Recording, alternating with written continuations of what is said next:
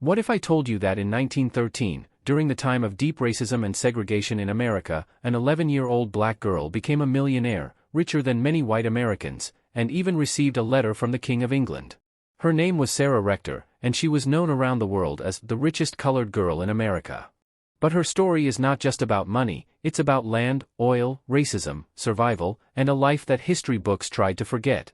Today, on Roots of Africa 360, we bring you the full truth about Sarah Rector, a name you may have never heard, but one that deserves to be remembered forever. Sarah Rector was born on March 3, 1902, in Indian Territory, which later became part of Oklahoma, USA. Her parents were Rose McQueen Rector and Joseph Rector, both formerly enslaved black people who were also members of the Muskogee Creek Nation. Now, this is very important. At that time, many black people in Oklahoma were called freedmen. These were formerly enslaved Africans who had been forced to walk during the Trail of Tears alongside Native American tribes. Because of this connection, many were officially registered with those tribes, especially the Creek Nation. Sarah and her family were considered black members of the Creek Nation.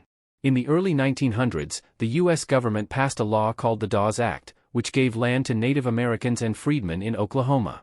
Every child in the Creek Nation received 160 acres of land, including Sarah. Most of this land was dry, rocky, and not useful for farming. In fact, Sarah's land was seen as completely worthless. It was located in Glenpool, Oklahoma, an area many people ignored. But Sarah's father, Joseph Rector, still had to pay taxes on it.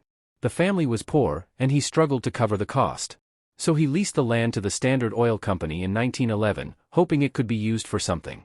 And then came the miracle. In 1913, when Sarah was just 11 years old, an oil driller struck a gusher on her land. The oil well started producing over 2,500 barrels of oil a day. Suddenly, Sarah began earning more than $300 per day. That's about $9,000 per day in today's money. Within months, she became a millionaire. Just imagine, a poor, black girl, living in a racist country where black people were often denied the right to vote or go to good schools, now richer than many white men, including politicians and businessmen. Newspapers across the U.S. and even in Europe picked up her story. Some headlines read, "Oil made Pickaninny rich. Millionaire Negro girl.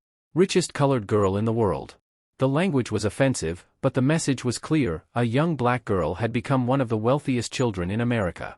Even King George V of England sent her a letter. Famous African American leaders like Booker T. Washington visited her.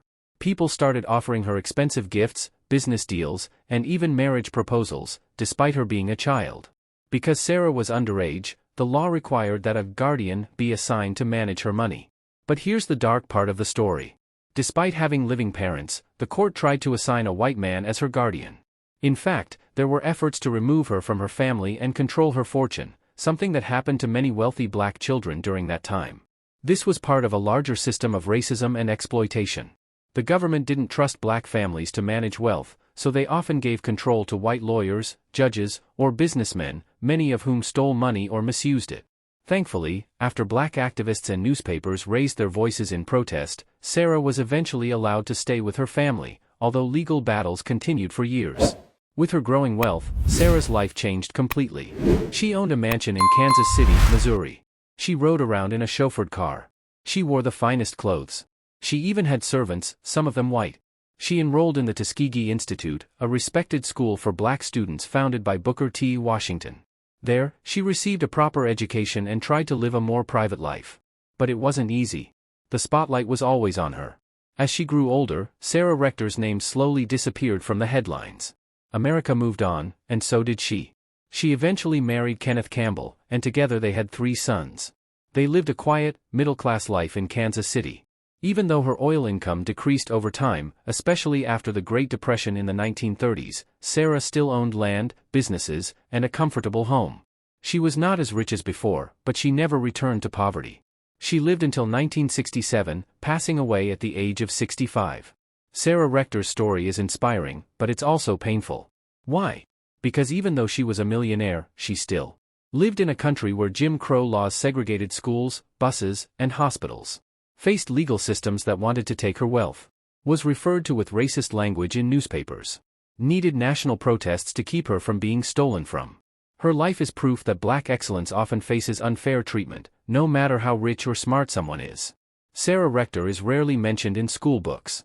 Yet she is one of the most powerful examples of black wealth in early 20th century America. How black people have always contributed to the economy. How systems of racism tried to steal and silence that success. She represents a time when black children were supposed to stay poor, but she didn't. She broke every rule and changed the narrative. Even today, many people are shocked to learn that the richest black child in America in 1913 was not a celebrity or the child of a king, but a little girl from Oklahoma whose ancestors had been enslaved. Did she have any African roots?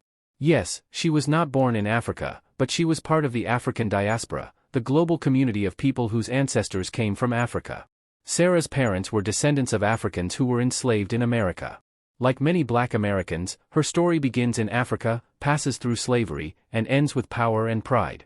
Her wealth came from American land, but her roots? They are African. That makes her story part of our story. What we can learn from Sarah Rector. 1. Black excellence has no age. Sarah was just 11 when she made history. 2. Wealth alone doesn't protect you from racism, even millionaires can be mistreated. 3. Education and community matter. Sarah succeeded because her family and community stood by her.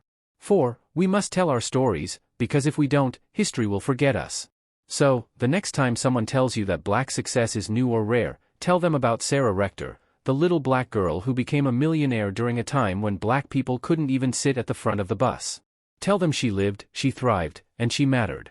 This is the kind of story Roots of Africa 360 is here to tell, true stories of black greatness, from the villages of Africa to the oil fields of Oklahoma. Sarah Rector may be gone, but her story lives on, and today, you are part of keeping it alive.